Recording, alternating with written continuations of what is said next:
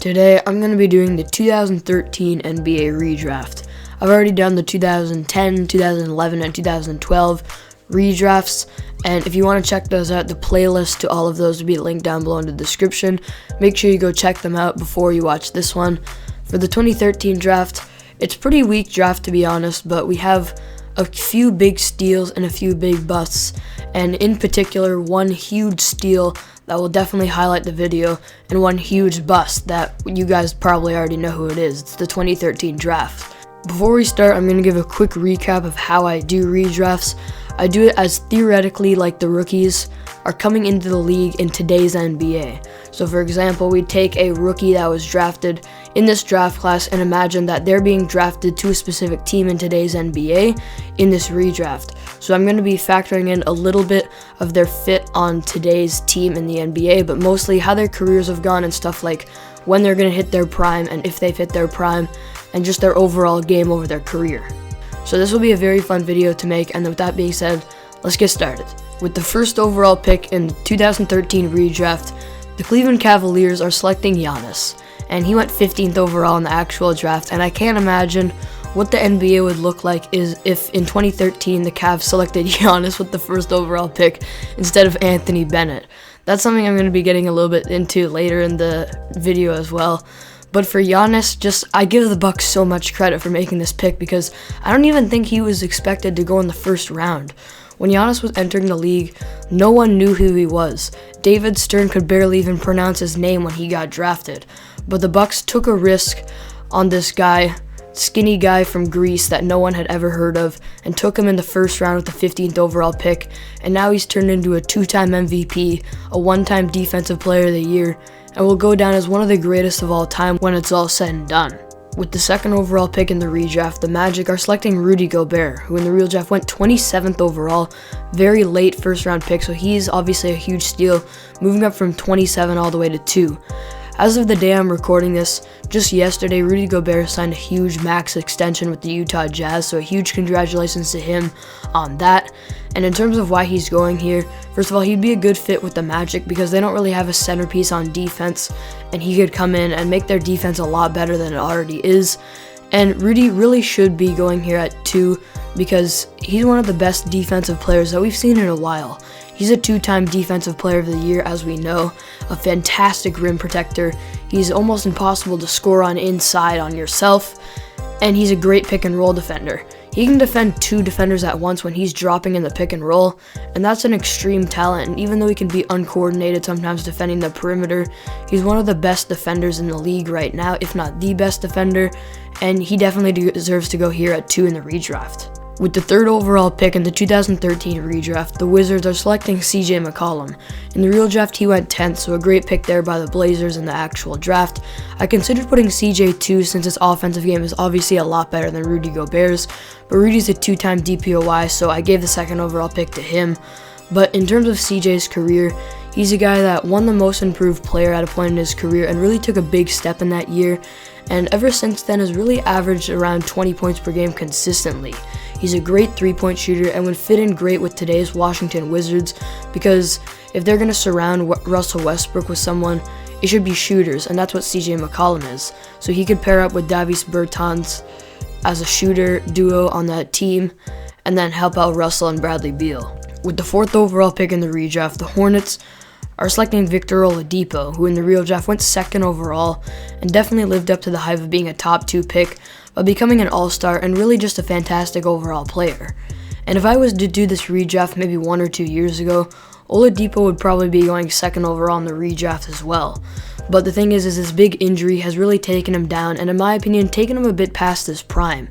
But with that being said, even if he is past his prime, he definitely still deserves to go in the top 5 of this redraft because he's a fantastic defender and a guy that, like I mentioned, in his best years with the Pacers, was averaging around 20 points per game. And in terms of his fit with the Hornets, if they were to get this Victor Oladipo now, he could provide them with great defense, some good shooting, and control their offense at the times that he's at his best. With the 5th overall pick in the redraft, the Phoenix Suns are selecting Dennis Schroder. In the real draft, he went 17th, so he's definitely moving up here in the redraft and should be considered a steal. And throughout his career, he's really been exactly what you want from a point guard, and a backup type of point guard sometimes.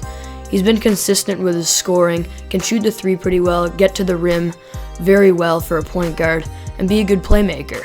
And then for his fit here on the Suns, he'd come off their bench and provide them with much needed depth and probably get them into the playoffs alongside Devin Booker and Chris Paul. So he's going here at 5 in the redraft, and he would give the Suns some pretty consistent production. With the 6th overall pick in the redraft, the New Orleans Pelicans are selecting Tim Hardaway Jr. Another big steal. He went late first round at 24th overall. Definitely moving up in the redraft. He can't go higher than this because really all he's done consistently throughout his career is score. But the reason he still goes this high for me at number 6 in the redraft is because he scores at a very high rate. In the recent years, he's averaged about 16 points per game consistently, and when he was at his best, he was averaging 20 points per game. He can score in a lot of different ways with decent efficiency and decent three-point shooting, and for the Pelicans here, they should select him in the redraft because he would really help their depth off their bench. With the 7th overall pick in the redraft, the Kings are selecting Steven Adams. Throughout Steven Adams' career, he's been a great defender and rim protector, down low on the defensive end of the floor, and on offense, he's been a great traditional big man that can average tons of rebounds and score down low in a very effective way, and set a lot of great picks as he's literally a brick wall out there on the floor and probably the strongest guy in the NBA. Tim Hardaway Jr.'s scoring ranks him a little bit ahead of him for me, but Steven Adams definitely is the best overall player here over his career, in my opinion, for the 7th overall pick with the Kings, and he fit into their lineup right away as their starting center. With the 8th overall pick in the redraft, the Pistons are selecting Robert Covington, who in real life went undrafted. He's actually right now one of the best undrafted players in the league currently, and really has proven over his career that he's a really good 3-and-D guy. He can be a good three-point shooter when he's at his best, and in one of the seasons when he played with the Sixers, he shot about 40% from 3, and I can see that coming back later in his career as it continues to improve for him. And also, his defense has been really good, and he's proven over the years that his defense keeps getting better and better, and I can actually see him maybe moving up in this redraft as he continues to be a really good 3-and-D player. And then in terms of the fit with the Pistons here, they just need the best overall player, so they're selecting him. With the 9th overall pick in the redraft, the Timberwolves are selecting Otto Porter. In the real draft, he went 3rd overall, so he's dropping a little bit. There were times where Otto Porter really looked like something special, and really never fully turned into that, but he's still been a pretty good role player over his career, and in my opinion is the best player to select here because he's been a pretty good shooter at times throughout his career, and the Timberwolves could use some shooting right now. With the 10th overall pick in the redraft, the Trailblazers are selecting Kentavious Caldwell-Pope. And KCP's impact this year with the Lakers was something that really impressed me and probably moved them up a little bit in this redraft, honestly, as he performed at the highest level of his career, shooting about 40% from 3 in the biggest moments. But he's been inconsistent throughout his career at times, has been about an average defender, and really all he does on the offensive floor is shoot the 3, and like I said, he's done that inconsistently, so he ranks here at 10.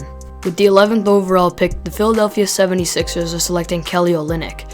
Olynyk's a guy that can shoot the 3 really well, and hasn't done that consistently throughout his career, but has really improved it up in the recent years, and another guy that I can see potentially moving up in this redraft because of his production in the recent years, and has been a decent defender at some times.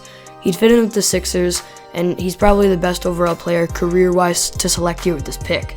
With the 12th overall pick, the Thunder are selecting Seth Curry, who went undrafted, and Seth Curry honestly is a guy that I can see moving up to maybe 9 or even 8 in this redraft if we were to do it at the end of his career, as basically all of the guys that I've ranked closely ahead of him are shooters, and he's proven over the last 2 or 3 years that he's really one of the best shooters in the league. But his production in his first 4 seasons in the NBA was basically non-existent since he didn't really get an opportunity and wasn't tall enough and wasn't a good defender. So because of those reasons, he still ranks pretty low, but he still makes the lottery and can definitely, as I mentioned, move up to 9 or 8 in this redraft because of his shooting ability over the recent years. With the 13th overall pick in the redraft, the Mavericks are selecting Trey Burke. Another similar situation to Seth Curry. He's a guy that hasn't really gotten a consistent opportunity throughout his career to prove how good of an offensive player he really is and really can be.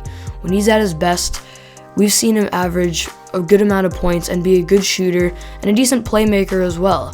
just a really good overall offensive player. And in conclusion of these last few picks, I can see guys like Seth Curry and Trey Burke continuing to get better. And if you watch that most improved player video that I made of candidates that I can see this year for the award, I made it about a week ago, and I actually had Trey Burke as one of my candidates. So really, I can see guys like him and Seth Curry moving up in this redraft as the years go on, and potentially guys like Otto Porter, Robert Covington, Kelly Olynyk maybe moving behind them. With the 14th overall pick in the redraft, finishing off the lottery, the Utah Jazz are selecting Cody Zeller. In the real draft, he went 4th overall, so he's dropping here and didn't live up to the hype of some people had, and really hasn't turned into anything special, but he's been a decent role player and really a classic center that can come in and be a force inside, get rebounds, and he'd fit in well with the Jazz as their backup center. So now we've got my favorite part of redrafts, which is looking at, first of all, some honorable mentions, but then the busts. So starting with the honorable mentions, we've got Michael Carter-Williams, who's the 11th overall pick, and actually won the Rookie of the Year in this draft, but then really fell off. He still almost made the lottery of the redraft, but just missed out. Then we've got Mason Plumlee, a guy who's really been a decent role player as a center as well. Cody Zeller's a bit better though in my opinion. And then we have Daniel Tice, who actually went undrafted, and I can see definitely making the lottery as the years go by and as he continues to improve of being a role man and being a really good defender, but for now Zeller gets it because of consistency over his career. So now looking at the busts, this is the 2013 draft. We all know who the 1st overall pick was. It was Anthony Bennett, who's going to go down as the biggest bust of all time. That's really all I have to say about Anthony Bennett. I was hoping for him, as you guys know if you watched that 1st overall picks video I posted last. I was hoping for him, but things just didn't work out for him. Then some other big busts in this redraft, we have the 5th overall pick Alex Len, the 6th overall pick Nerlens Noel, who's turned into a good role player but hasn't lived up to the hype of being the 6th overall pick, and the 7th overall pick Ben McLemore, same goes for him. So there are your busts for this draft, obviously the big one being Anthony Bennett. So there you have it, the 2013 redraft highlighted by Giannis Antetokounmpo going 1st overall, and the Milwaukee Bucks really making one of, if not the greatest draft pick ever.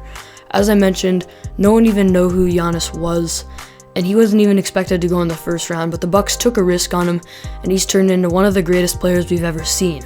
And then this is also highlighted by Anthony Bennett being the biggest bust of all time. So we've got the biggest bust of all time in this draft, and one of, if not the biggest steal of all time in the same draft. A very fun one to the redraft. I hope you guys enjoyed watching this video, and I hope you guys had a very Merry Christmas and spent some great time with your families.